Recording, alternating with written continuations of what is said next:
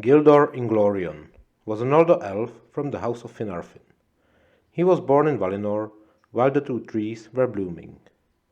Gildor, son of Inglor, was not a member of any of the noble elven families, but his eyes had seen the light of the two trees before even sun or moon found their way up to the sky.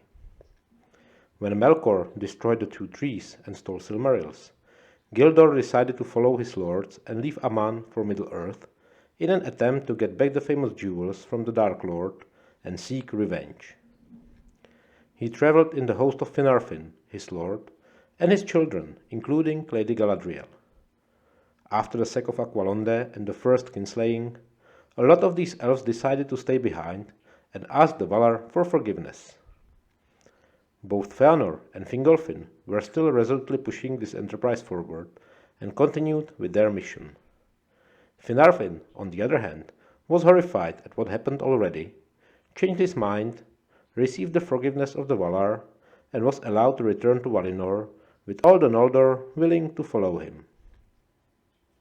Neither of his children were of similar mind and followed their uncle Fingolfin and his son Fingon to Helcaraxë and exile.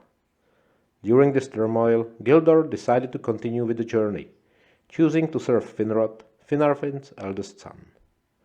With him, he crossed the broken ice and reached Middle-earth, where he experienced his first battle in Hitlam. In the following years, he participated in many a battle and skirmish with orcs, still serving under Finrod. When Finrod founded the city-fortress of Nargothrond, Gildor went with him, continuing the endless and hopeless struggle against Morgoth.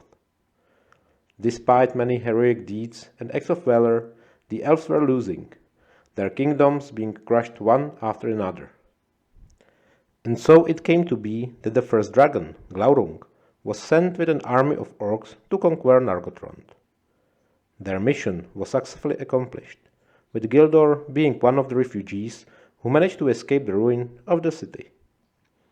Now leaderless, Gildor traveled southwest to find a new home in Falas, where the remnants of elves and men from different tribes and houses were getting ready for a final desperate defense against the advancing orcs. Luckily for them, Valar finally intervened, and during the War of Wrath was Morgoth overthrown. Now it was time for Gildor to choose either to ask Valar for forgiveness and leave Middle-earth for Aman, or abandon the broken Beleriand and head east, staying in Middle-earth. He has chosen to follow Gil-galad, the last High King of the Noldor in Middle-earth, and settled in Lindon under his rule. There he stayed until being sent in Elrond's army to help the elves of Eregion, where Sauron, former head servant of Morgoth, now new Dark Lord, was attacking. Their attempt to save Eregion failed, due to overwhelming numbers fighting against them. Elrond's host in retreat had to find a refuge in a secret valley of Rivendell. This last homely house west of the mountains became Gildor's new home, but the desire for the sea was still present in his heart, as well as the longing for Valinor, abandoned so long ago. Although he traveled to White Towers and to Lindon from time to time, he still could not persuade himself to abandon Middle-earth for good, although new dangers were on the rise. When the armies of the last alliance were mustering, Gildor put on his armor again and followed Elrond into battle, fighting at Dagorlad and at the siege of Barad-dûr. His sword and spear gleamed with his hatred of orcs, the fear of death long forgotten. After the war, he returned to Rivendell, living a peaceful life well into the Third Age, when, during one of his travels to White Towers, Gildor and his company met Frodo with his friends at night in the Shire. One of the Nazgûl, searching for the One Ring and Baggins, has fled when he spotted Gildor and his elves. Gildor provided hobbits with food, drink, and a peaceful rest. None of the Dark Lord's servants dared to come close to elves who had seen the Blessed Realm, unless in great numerical advantage. Gildor also named Frodo Elf-friend, perceiving that the enemy was seeking for him, although not knowing why. The only advice he would give Frodo was to leave the Shire quickly, taking with him only those friends he can trust, and flee from the Nazgûl.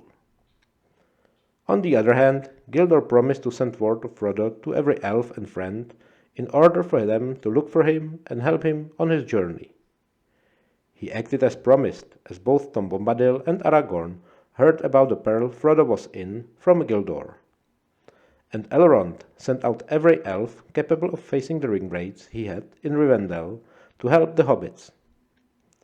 Then Gildor led his elves to continue on their way. 3 years later, Frodo and Gildor met again, at the same place, in Woody End in Shire.